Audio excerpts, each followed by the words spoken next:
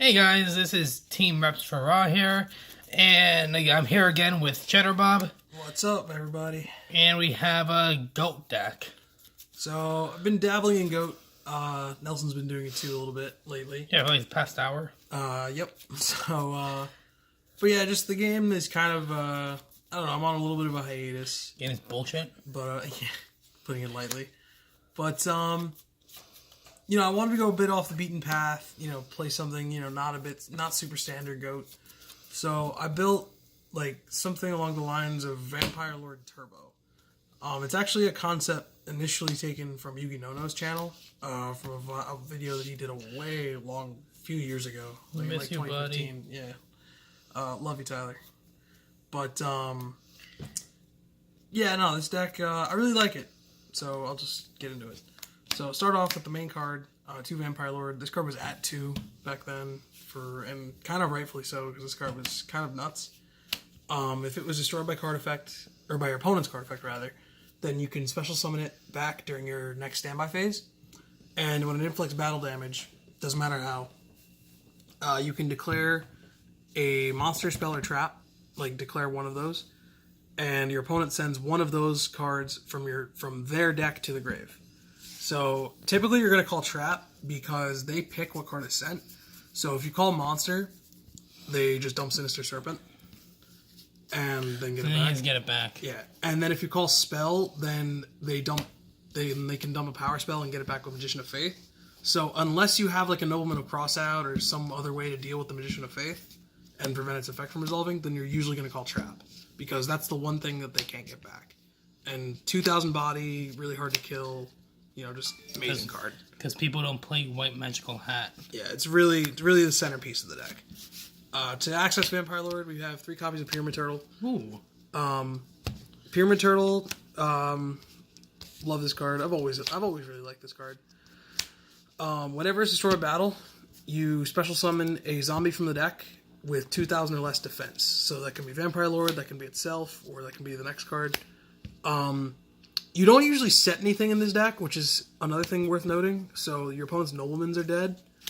But it does mean that you're going to be crashing this a lot. But, it's really good this deck is really good at establishing control early and maintaining it late. Because, you just go turtle, bam, here's a Vampire Lord that you're probably not ready for. And by the time you out it, I can already, access another turtle or access some way to recover a second one. So that's what makes this deck really efficient. It's just how it puts out big power plays with so few cards. Have you tested it, or is this just a concept brought to life? I have tested it a little bit. I've tested a bit. It's mostly concept, but the theory seems sound, and I have tested it a bit. But take it with a grain of salt. Last zombies in the deck are 2 Regenerating Mummy.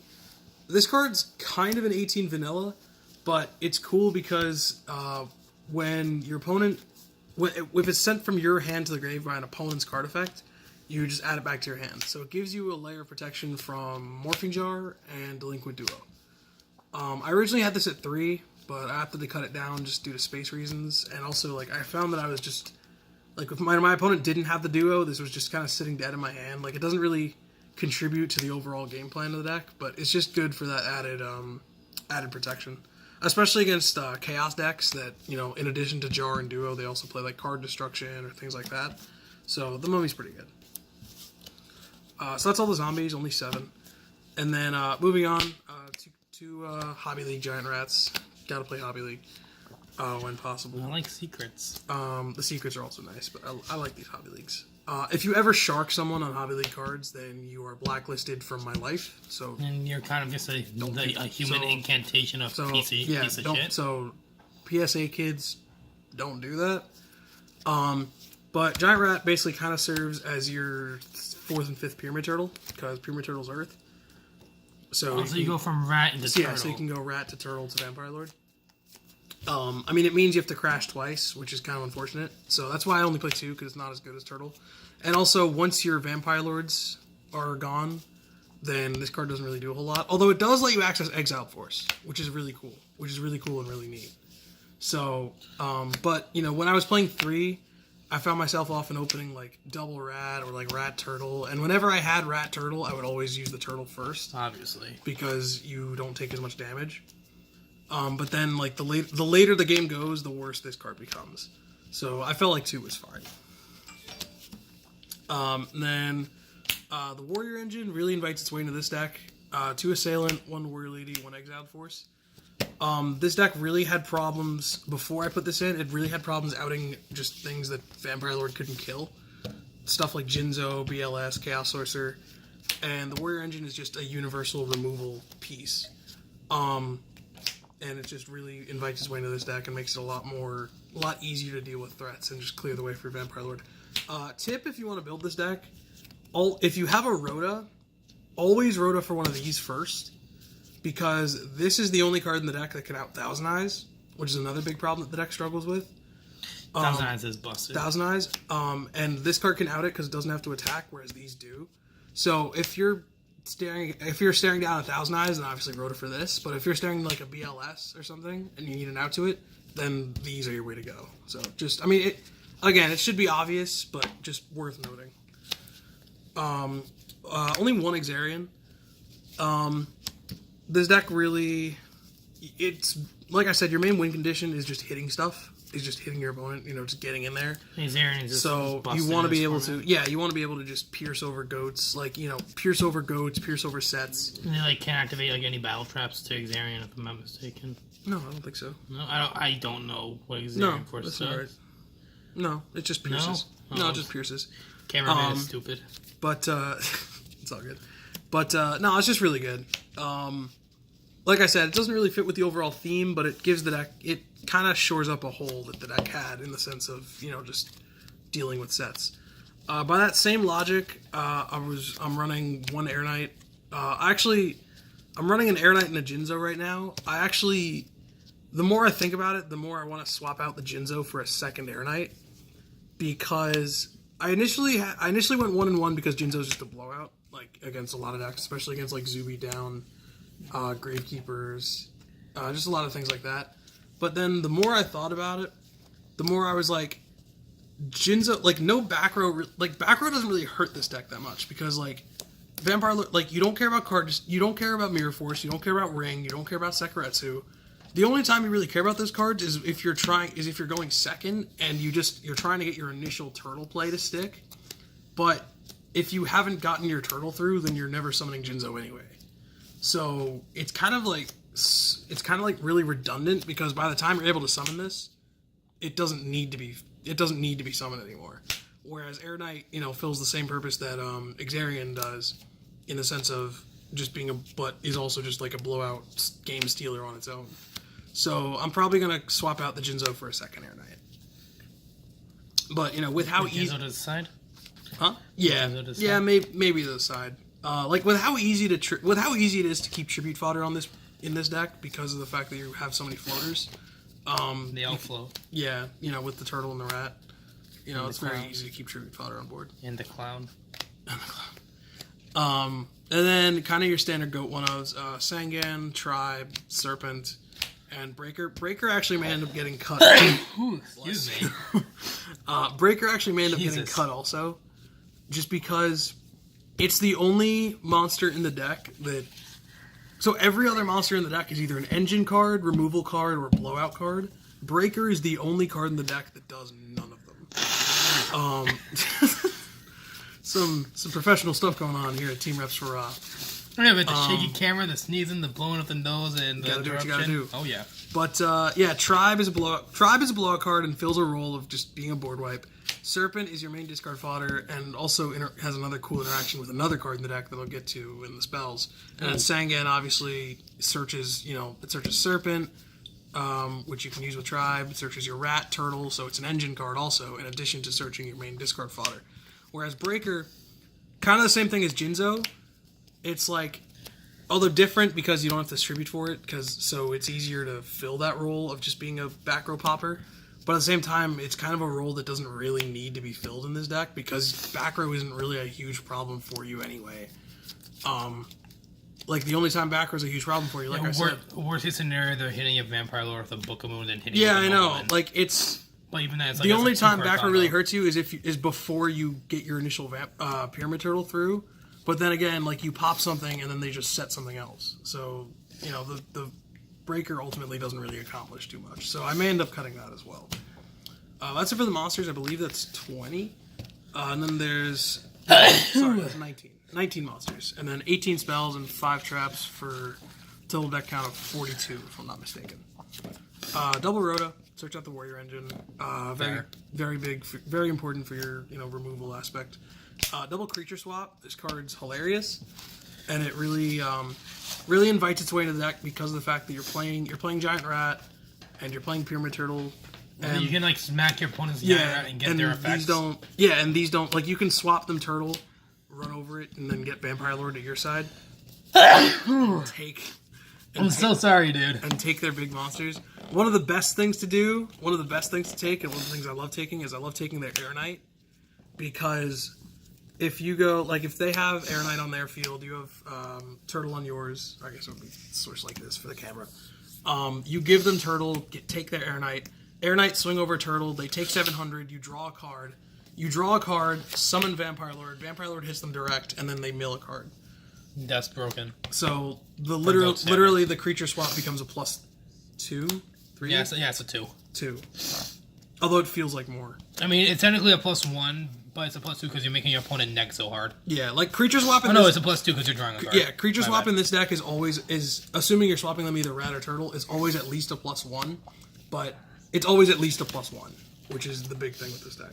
Plus, again, this also has another cool interaction with the card I'll get to. And then, I don't believe in the Trinity in Go format. I instead believe in the Sacred 7. You're a non-believer. Because I think that all of these cards are broken, and I think that you should be playing all of them. Never mind. Except with very few exceptions. Fucking Pixie Control, don't play MST. But with very few exceptions, I think you should pretty much always be playing all of these, or at least most of them. It's just they're just staples in this format. None of these need to be explained. I shouldn't have to. If you're wondering, what does Pot of Greed do? No one knows, man. That's the only card in this deck that I legitimately have no idea what it does, and I have no idea why. Get an English one. Lightning Vortex. Lightning Vortex. Aside from Tribe, it's the only board wipe that you have. And also, even a thing to note about this deck, like I said, is it's very good at establishing pressure early and maintaining it late. Like, it's very good at keeping control. So even if you don't have, even though ideally you'd want to pitch Serpent for this because you just get the Serpent back, which makes it free, there are a lot of times where, you don't really need all the cards in your hand. Like, you just have extra turtles or extra rats or whatever. Because you're dictating the pace of the game because you're controlling the board with a Vampire Lord or something like that. And you're completely fine just sacrificing a random card in your hand to just blow up, to just, wipe the field of goat tokens or something. Even if it's not Serpent. Yeah. Plus this deck has a lot of recovery cards in the form of Book of Life. So, Monster Reborn for zombies. Yeah, so, you can pitch Vampire Lord off this and then bring it back with Book of Life. It's really dumb. Also, the DD Crow effect of this is really good against, Chaos. Yeah. You can cut cards from their grave, which is really good. Or for opposing Vampire Lords. Yep, in the mirror, which, you shouldn't face too often, but, this deck is good. Yeah, but there are some goal control decks that, play Vampire Lord. This deck's cool. And this, even then, you just hit, big monsters out of their grave, so they can't bring them back premature. Double Knock, it's Go format. You want Nobleman. Pretty much every single deck in Go format should play this card. Another staple. And then the last 2 spells in the deck are a personal tech of mine, and I say personal tech even though they're common everywhere. I'm not playing Scapegoat though, but I am playing 2 copies of Metamorphosis. Reason being is because it doesn't destroy. No, it doesn't. God, I wish. You have access to a level 5 very, very easily and very, very quickly. Dark Baltar. Which means you have access to one of the most broken cards in the format. Most decks cannot deal with the Dark Baltar turn 1. Because, with the exception of Zoo Beatdown, just going Berserk Gorilla Smack. But aside from that, most decks outs to Dark Baltar involve using spells. They involve going Metamorphosis into Thousand Eyes, and then you can just negate the Metamorphosis, or just things like that. Like, it's really, really hard to out a Dark Bolter without any setup. Because, like, if you put it out turn 1, then they probably can't drop a BLS on you. And you also have access to Creature Swap. So you can take a lot of their stuff. Well, wait, doesn't it have to be fusion summoned? No. This monster can only be fusion summoned with the above fusion. It's treated as a fusion summon. With Metamorphosis. Okay. Like, since you're also playing Creature Swap, you have access to, like, a lot of different things. Like, one of my favorite things to do, and one of the things I do a lot, even though my only level 1... Take their shit, then Metamorphosis away. Even though my only level 1 is Serpent, which I have normal summoned before, Metamorphosis into Thousand Eyes. I've done things where, like, they'll have, like, a face-up... Like, they'll have, like, a face-up Magician of Faith on the field that's already used its effect. So I'll Creature Swap, and they'll give me that because it's useless, and then I'll just Metamorphosis into Thousand Eyes. Yeah, it's not bad. Sounds cool. So, you know, you have access to derpy plays like that. But, again, the main thing is you just have access to very, very quick level 5s. And Dark Bolter is just a blowout. And goats level 5 and higher are just broken. Yeah, and, like you could take goat tokens with Creature Swap, even though I'm not playing Scapegoat. Like, they'll swap you goat tokens, and then you just go, hi. Hello, it's me. Yeah. That's all the spells. That's 18.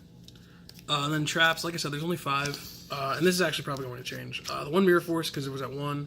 1 skill drain, because all your shit activates in the graveyard. Yeah, the turtles or rats, like mainly. Yeah, turtle, rat, Vampire Lord, Call the Haunted, generic revival, ring, good. I was gonna cut this, but then I was like, it's another Thousand Eyes out, and just kind of good in general. Yeah. So, you know, I figured it was worth it. What I am probably going to cut is I'm probably going to cut Torrential, which I really don't want to. Does Vampire Lord have to be destroyed by your opponent's yes. stuff? Okay, yes, it does. Okay. Torrential serves very counterproductive to what the deck tries to do, because not only does it conflict with Vampire Lord, it conflicts with Turtle, it conflicts with Rat. So they have to be destroyed by battle. Every game, I haven't tested that many matches against this deck, so take this with a grain of salt. But every game, whenever I'm against pretty much anything, the only thing that I keep, I'll pretty much always side this out. The only thing I keep it in against is Chaos, because they can put out BLS and Chaos Sorcerer pretty much consistently, and those can just get over Vampire Lord anyway. And I'll keep it in against Gravekeepers because Necro Valley shuts off Vampire Lord's effect. So, but other than that, this card always gets sided out because it just runs so counterproductive to your floater engine and your philosophy of maintaining control, because this wipes your own field. So instead of this, I'm probably going to cut, like I said, this deck is 42 cards. I'm probably going to cut this, and this for... An upstart? No. For a second skill drain. So is that multiples back then? Yep. It was at 3. A second skill drain, a second Air Knight, and then this will just get cut. 41? So it'll probably be 41. That's what I'm probably going to do. What's your extra deck looking like? The extra deck, it's not finished yet. It's not, it's just really, the Go format extra deck was, whatever you want it to be, because there was no limit. So you just run basically whatever fusions you have for Metamorphosis. But, the only, quote-unquote mandatory ones are the Thousand Eyes for Serpent, and also for when you creature swap level 1s. Yeah. Dark Bolter, Fiend Skull Dragon, and Reaper on the Nightmare. Which, this card is hilarious. This card's insane. This card's so good. Oh my god. This card, for those that don't know what this does, this card is literally Spirit Reaper. Actually, I'm sorry, I have to read it. Can't be destroyed by battle. Yeah, it's a combination of Spirit Reaper and Nightmare Horse. Both in terms of material and effects. It's Spirit Reaper's effect. And it also hits directly, and when it inflicts battle damage, they get rid of a card. But the fucked up thing about it is that it's a zombie, so you can bring it back with Book of Life after you metamorphosis it into it. Oh, because it counts as a fusion summon. So right, that's pretty cool. This card, it just picks apart your opponent's hand, and then you can either Book of Life the Vampire Lord back, or you can Book of Life this back. It's crazy. Alright. But that's pretty much the deck. Any last words? Not really. Deck's a lot of fun. Play Goat. I've had a lot of fun. I definitely encourage a lot of people to get into Goat. You know, I myself was skeptical because I was like, it's a dead. I mean, it's not dead format, but it's slow. No, not slow. It's just obsolete, I guess. Hey, you can go into. I just never saw the point. Are you on the luxury gaming Facebook page? No. They like do Great. They like do money tournaments. And Yeah, I just never saw the point of getting into it. You know, getting really heavily Downside into is it, other than just like, you know, messing around with like 3 people. But you know, I really shut up. I really do encourage people to like get into Goat. I think it's, you know, a nice throwback to where, you know, the game wasn't just like, I'm gonna make this huge board. Can you break my board? No. Yeah. Game 2. All right, now can you break mine? Yeah. No. All right, game 3. This deck in particular, you know, promotes a lot of interaction. You know, the Goat format is great for its interaction, you know, between opponents. And this deck, you know, I really think is, you know, even though it's not one of the more represented decks or, you know, known decks in Goat format, I really think it can succeed very, very well because it's very well equipped to deal with the long game because it has such consistent recovery, and the short game because it has access to such a consistent and powerful beater in the form of Vampire Lord that it can get to easily and quickly. Right. Well, thank you, Tyler. Anytime. Make sure you guys leave a like, comment, see what you guys want, like whatever deck profiles you guys want. And we'll probably have some dual videos up. I probably do videos. I want to do Goat format and especially some dual alliance because that's my personal favorite format. Yep, that'll be on the way later. Yep, and just like, comment, and subscribe for more Yu-Gi-Oh content. You shut your whore mouth, and see ya.